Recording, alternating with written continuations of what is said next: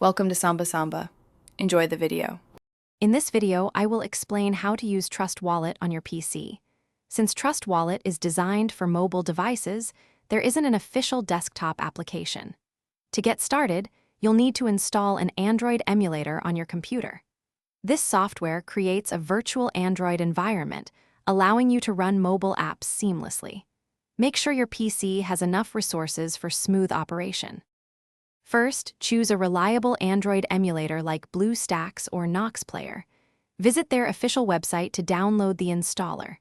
Once downloaded, run the file and follow the simple on-screen instructions to complete the installation. It's a straightforward process, but pay attention to any prompts. Sometimes, a quick computer restart is recommended to finalize the setup. Now that your emulator is ready, open it up.